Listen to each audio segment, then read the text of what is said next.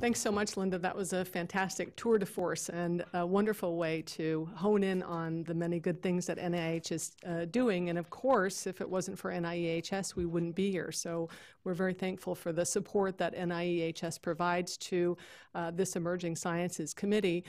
It's also a partnership with other governmental liaisons, including FDA, EPA, CDC, and other government partnerships as well. So I wanted to recognize the important collaboration that's happening to support the Emerging Sciences Committee.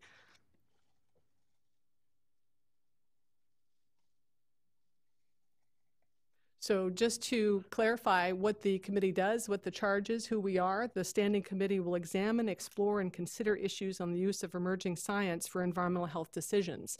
And the committee itself has had a very esteemed history. I want to acknowledge my co-chair of the committee, Kim Buckelheid, who's here today, and a number of other members of the Standing Committee that are also here. I also wanted to recognize the contributions on the part of the organizing committee for this particular workshop.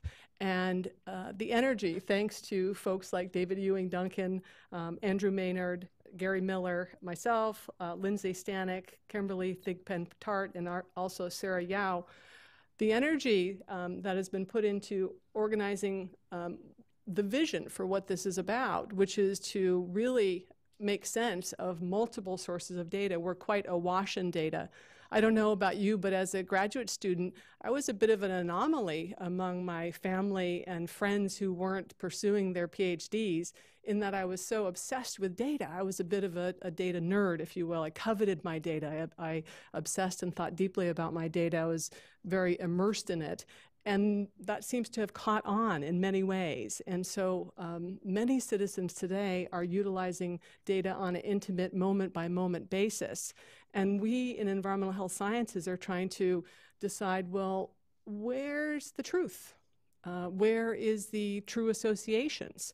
And so much of what we do as scientists and also consumers of science is to ask, how reflective is this of the truth and what is valid and what is right? And it immediately brings you to issues of causality. And scientists have been grappling with causality for a very long time. So as we delve in the next day and a half into questions about the data itself, themselves, if you will, the issue of, well, how reflective is it of actual exposures? How valid is it? How reliable? Those are all good questions, and we'll be talking and exploring about those. And also to get past that, because we could stay mired in those questions for a very long time, also to ask, what about the utility? What about the implications? What about the social impacts, the social ramifications of personal data?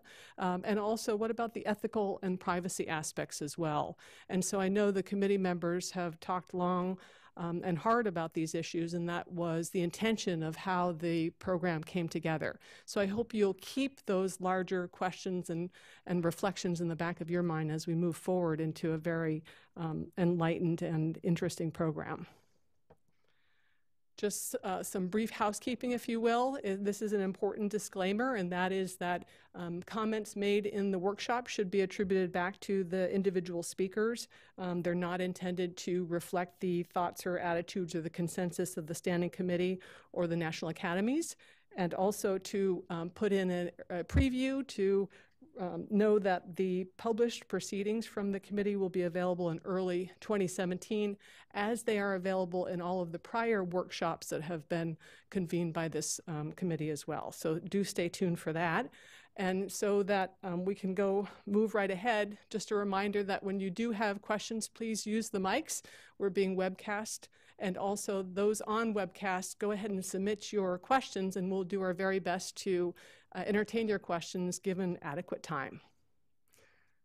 So with that, without further ado, I'm delighted to introduce our first speaker.